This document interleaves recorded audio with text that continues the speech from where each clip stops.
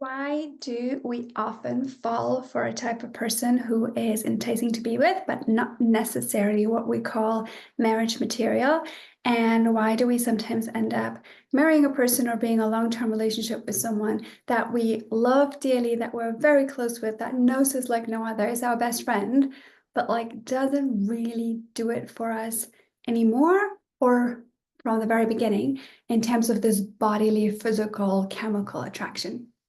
So a lot of the times we want the whole package in another person, right? And when we want to be with someone for a long period of time, whether this is life or for just a long chunk where we want to build life together, we want somebody who, on the one hand, we feel like we know inside out, we can trust, we rely on, we know them deeply, we understand their past, they know us, they know what we need. Even when we're saying like nothing's wrong, they will understand that like something is wrong. Even when they say, just like let me be, we know when that means like actually let them be versus actually they might want a little bit more attention and are just not sure how to ask for it.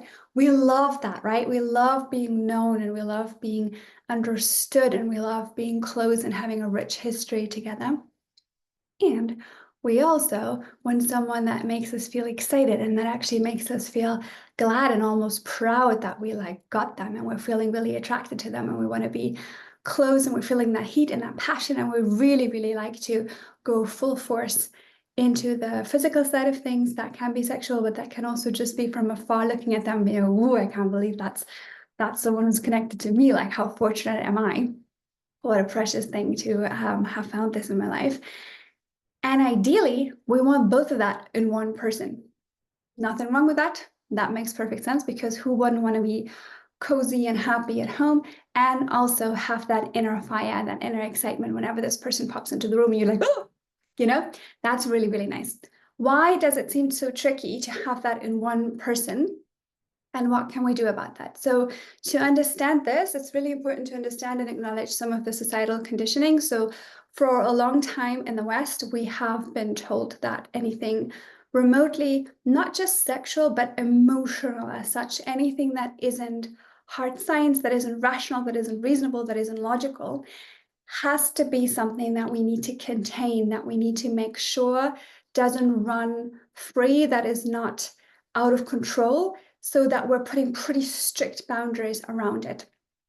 That makes sense in some ways because as a civilized society, if everyone was just kind of following their gut instincts and was in their very primal self and like fully connected to their sexuality and actually really happy to just let the like emotions that happen to be there just like run rampant and express them, that could cause difficulties if you are picturing a scene in a supermarket and maybe there's a bit of a queue, a line, and then you arrive there and it makes you angry to wait. If you started to just like rip your clothes off and scream and just eat the food right there and let it all drip all over you and be like, ah, because you've satisfied that need for nutrition and you also expressed your frustration at having to be patient, that would probably not go very well, especially if it's not just one person acting this way, but if we all chose to just be super connected to what we want, what we feel, what is present in terms of our emotions and desires, that would probably be bit of an issue if it comes to larger scale society, right? So there's good reason why we're not doing that. And at the same time, this also means that anything within that realm of emotion, and especially when it comes to sexuality, has been demonized. And I'm using that word on purpose because a lot of this is very deeply colored in religiosity. Not all types of religion, also within religion, there's very different ways to interpret the same words, the same guidelines. So this may or may not apply to you, but as a society as a whole, even if we do not subscribe to a specific faith, or if we do, but it has nothing to do with this, just being in a country, in a culture with a history where a certain religion has played a role for a long time will color how we see the world, how we see ourselves, and how we engage with one another. Why am I talking about this when it's all about who do we choose to be with and how can we make that person both safe and exciting? at the same time? Well, I say that because it means that most of us grow up splitting ourselves in terms of this one side that we're presenting to society, and that if you are a woman and you identify as such, that might be very good at people pleasing and anticipating people's needs and being really nice and having this kind of like, oh, of course, no problem, like that kind of persona attached to us, and this picture of being perfect and of having it all together, and you are wonderful professionally and you're wonderfully privately, and you bake a cake on the weekends because that's just what you do for fun, and it's all very like polished and it's very nice. And that is also removed from that side of us that a lot of us desperately seek when it comes to sexuality, that is like unhinged, that is wild, that is daring, that is actually powerful, that goes for what they want, that is not afraid to express themselves, that is not afraid to give from this primal space, that is not afraid to receive from this primal space. But that does not show up in real life very often. And so we're kind of like splitting that in ourselves. For men, this is very similar because while it shows up differently in terms of societal expectations, there is still this demand about being this really like upright person, having it all together, being really focused, knowing where you're going, being really uptight about your emotions and not like showing much of it. There is an exception for both genders. So all of this is very stereotypical, right? We're talking about general trends in society. Individuals are different. You might be different. We're not always like this. But as a whole, when we're looking at aggregates, for men, it is often okay to express anger as the one emotion that they're allowed to feel. And for women, it is often okay to express sadness. That is the one emotion that is okay to show. And sometimes fear, if it comes from this kind of like damsel in distress place, and it's just like, oh, and then someone like can get in there and rescue you. So there are some exceptions where we've made it culturally okay in a small way to show it. But as a man, it would not be okay to just be in awe looking at a flower and just like tearing up and being like, nature is beautiful. For a long time, that has not been something that has been actively encouraged or even just tolerated. Things are changing. A lot of people are actually breaking these norms right now.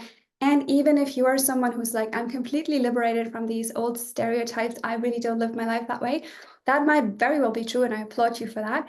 And it still will take some work because the conditioning is very present still in our surrounding. And we are deeply affected just by what we know stereotypes to be, even if we don't subscribe to them personally. There is beautiful examples of that in the literature of social psychology, especially when it comes to racial biases, how we are affected by knowing about stereotypes, even if we do not personally subscribe to them. They still hold a power over us. And so even if you are not personally at the mercy of that, maybe you are still needing energy to navigate this consciously. And for a lot of us, is also still very alive, and we're just like falling back into these patterns, and it takes a lot of effort to be like, no, I don't want to show up like this right now. So this is something that most of us do experience. So men will also split that, and they will then let out this more primal side and also this more emotional side within the bedroom, behind closed doors, with only certain people in a certain context, and remove that from the everyday kind of experience and what we show to the world. Both genders may, of course, talk about sexuality, of course, but there is a discrepancy often between the version of us that talks about it and the version of us that actually like does it and feels it and is in there. What does happen when we are walking around with these kind of split elements? Well, what happens is that we feel like because we can only show one side of this, that we can also just pick a person that is like one way or another. And most of us will cognitively be like, okay, I want a wholesome partner. I want somebody that shares my values, where we have a similar vision for life, where we can build together, where maybe our families work well together, if that's something that's important to you, and where we can create this kind of picture perfect idea, whatever that might look like. That might be the kind of picket fence. We get a house, we get a dog, we get the kids, we like have the fancy cars. That could be a version. It could also be like we're living this wonderful traveling life where we're just like going where the spirit takes us, but we are a team, and where we can rely on each other, and where this idea about consistency and really, really being able to trust the person and experience a level of safety where they are your home, where wherever you are in the world, whatever situation you're facing, this person feels like home. That is very, very important to a lot of us. And that also makes a lot of sense. Why wouldn't we want that, right? Now, if we go for that, that means we're choosing either just with our heads when we're very in our heads and we're not looking at our feelings at all, but very often it is our heads and our hearts. So from our heart, we're like, okay, this is a good person. This person is someone who I would be proud to be the friend of this person. I would be proud to introduce them to other people. I hold this person in high esteem. The way they lead their life is beautiful to me. That feels really good in my heart. And from this space, we're connecting. And this is where I'm bringing in this religious imagery, just because it's such a profound way of understanding the world. And our subconscious learns very early, and our subconscious learns with symbols and with fairy tales and with fables and stories and religious iconography. That is something that's very easily absorbed by our subconscious, and that then fundamentally shapes how our neural networks actually organize within our system. Even if we've learned this when we were 4 years old, this will still play a role even when you're 40 or younger or older than that. And so we learned that this is something that we might deem as holy, right? Wholesome, holy, whole, all have connections to one another, those ideas, those associations. And we like this idea of like a heart to heart, marrying my best friend. What a beautiful thing that is. And I'm this pure soul, and this is this pure soul. And together we're just creating a family. Family is often very disconnected from sexuality in our culture. Of course, we need the sex to get the babies, right? But we're making that very different, and we're making mothers into something that is pure and wonderful and beautiful. And they are allowed to use their breasts to actually nurture the baby, and they're allowed to use their vaginas to actually birth the babies, but they are completely removed from the sexual realm in those processes. And people are actually quite disgusted if you're putting that together. If you ever talk about like orgasmic birth, which some people do experience, people are just like, oh, that's nasty. If people like to breastfeed for a time that is a bit longer than what is normal or expected or the average, people will all of a sudden be like, I wonder what the woman gets out of it. Like, this is getting very strange. All of a sudden, we're making it into something very bizarre when motherhood and sexuality come together. And when mothers as a whole come together with sexuality, there's a lot of backlash. So when people like Beyonce, right, if they have children and they're still kind of like shaking the booty and being like half naked, people will be like, I can't believe she does that. She's a mother. People go crazy about the Kardashians if they're having a life that is not just centered around the family. Not condoning necessarily any celebrities here. I'm just talking about people that are well known, how they present, and that as soon as there's a mother role or a wife role associated with them, that the sexuality almost like has got to go and is considered vulgar, disgusting, icky, when that is still also there. For men, it's a little bit different because we still give a bit more grace and a bit more space for the sexuality to be there as a society. We allow that a bit more. All of this is obviously based on heterosexual couples. There isn't that much research on homosexual couples or even different constellations. Hopefully that is coming. So forgive me for being very centric on heterosexual, straight, cisgendered couple in this video. And I'd actually be curious to hear if that is not you, how that resonates to you, because sometimes those roles still apply, and sometimes they might actually look completely different. And we might all actually be able to learn from different ways of navigating this within different constellations. But for men, it's a little bit more allowed to also be a sexual individual and be a husband and be a father.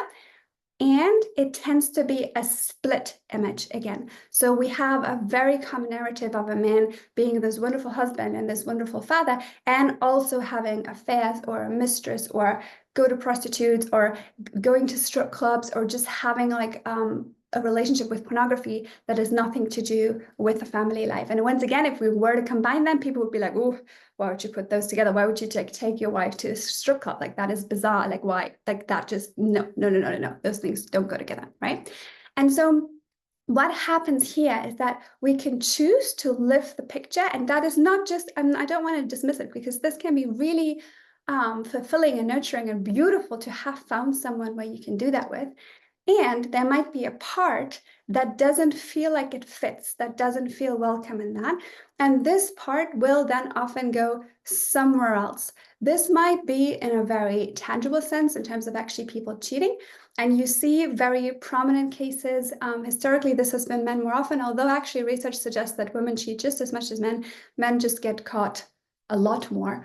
I don't know what that says about us as a species, but I don't want this to be blaming one gender or the other.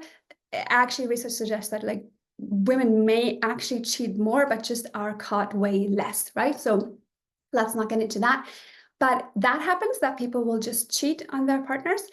And I want to not normalize or kind of make that sound like okay if this is against the parameters of the relationship, if this is really like this can really upset, is a bit of a mild word, like destroy people's sense of the relationship of themselves and like really really really be very disruptive.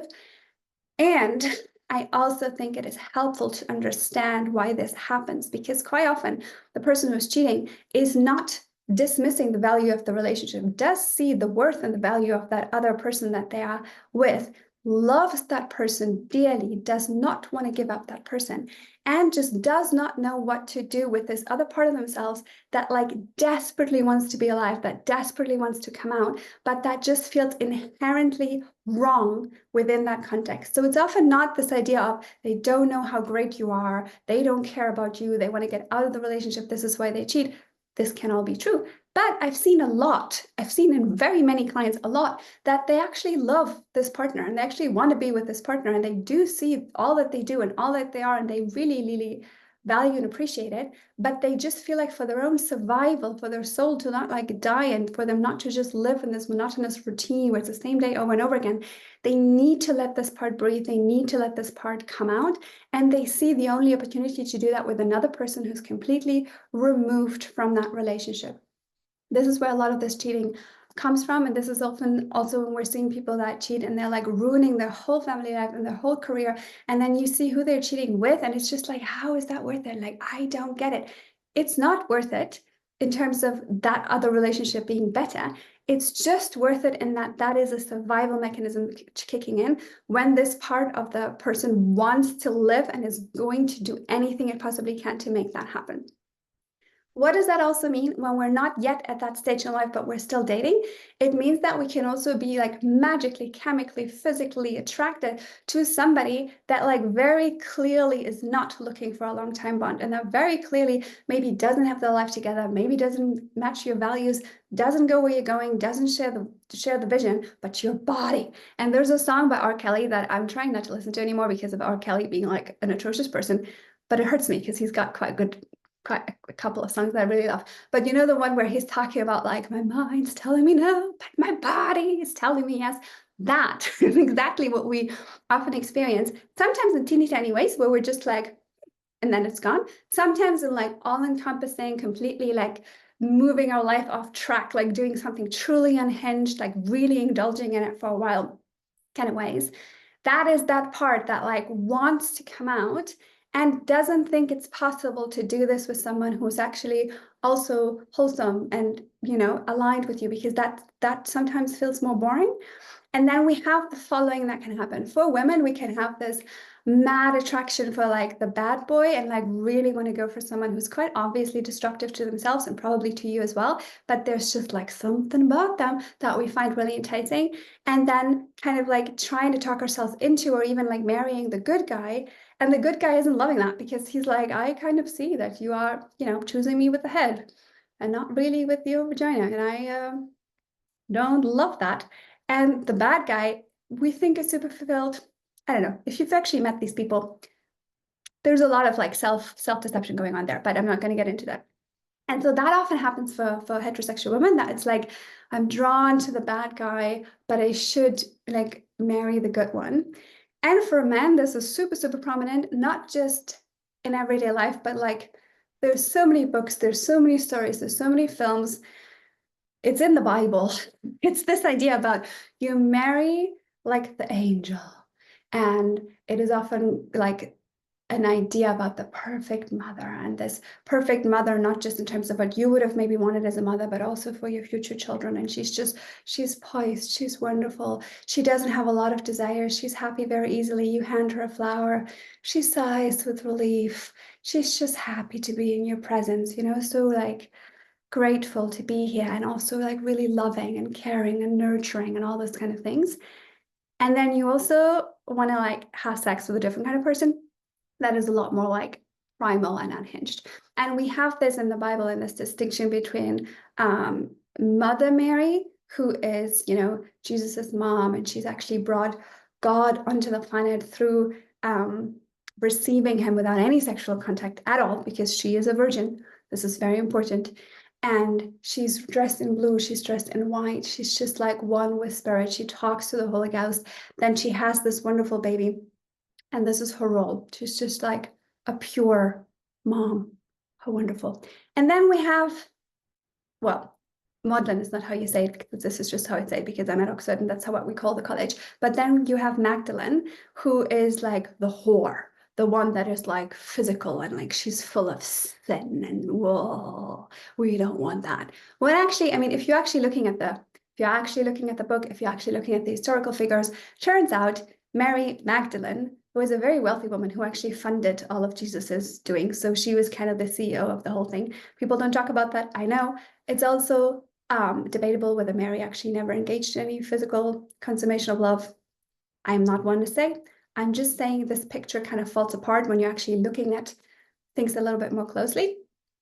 And it is also an image that holds a lot of power and that a lot of men can relate to, because they want to like marry this type of girl and they want to have sex with that type of girl, and like they don't go together, which sometimes means that they will be in a relationship with someone who looks great on paper, but it's just like not quite like, it's just not, not quite it.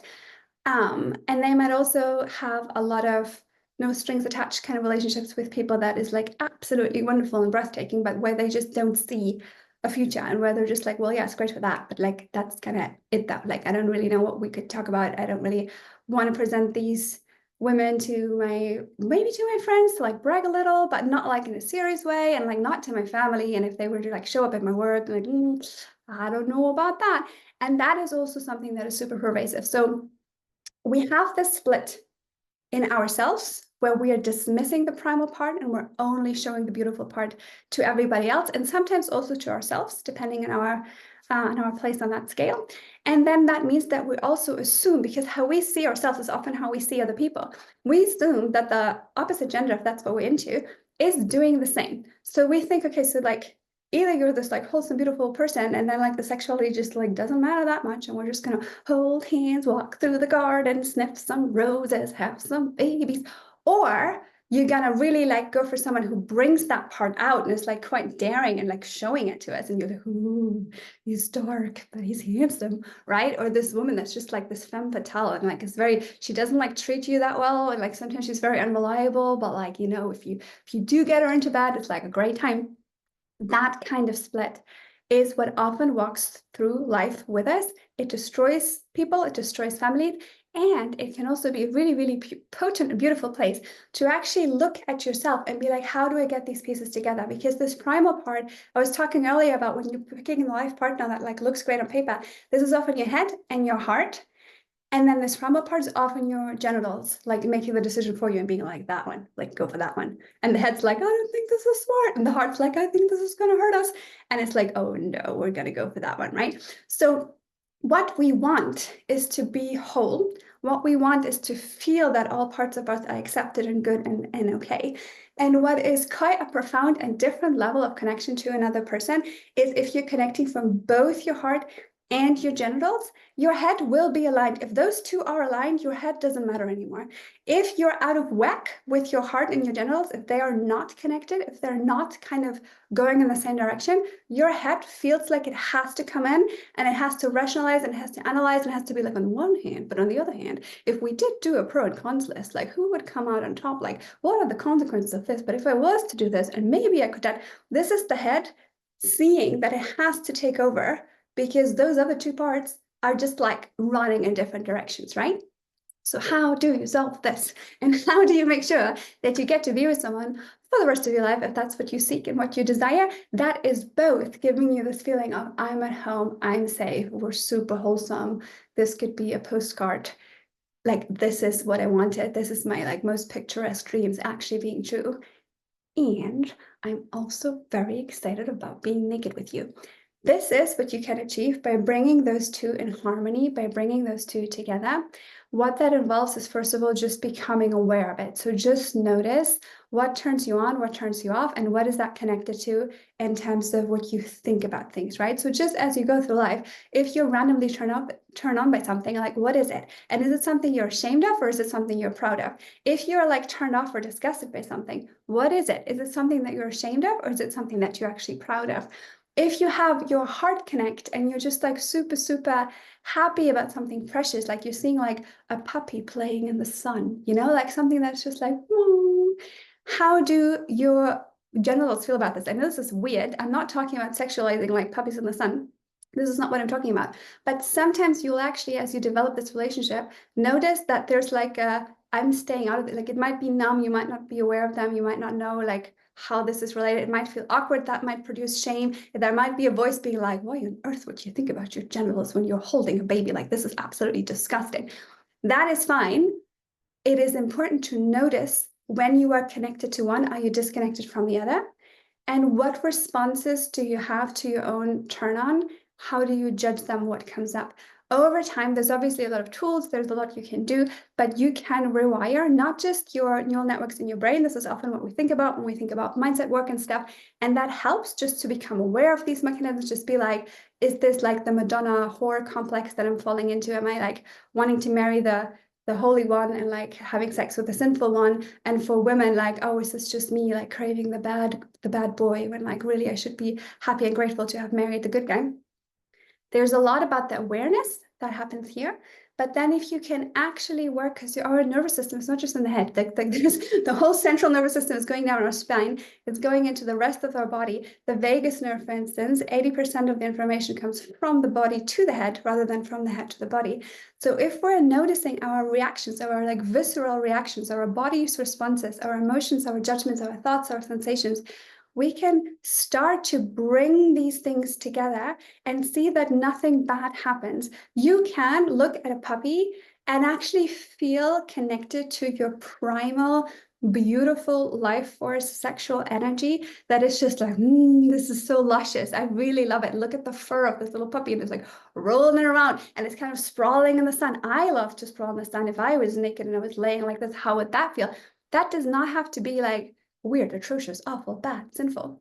That is a huge moment of awakening. And it can also be a huge moment that if you are feeling really sexual and you're just like completely in the primal, to also be like, what's wholesome here? Like, what is beautiful here? And even if it's, I don't know, even if you're into some like crazy fetish kink out there, like completely unhinged, like this is not within the norm, or so you think, realm, what in it is beautiful? What in it is showing that you are seeking connection, that you're actually in response or in resonance with someone else? If you're playing out crazy roles, like what is like nourishing and beautiful around giving yourself permission to go into that part of you? Where's your heart in this?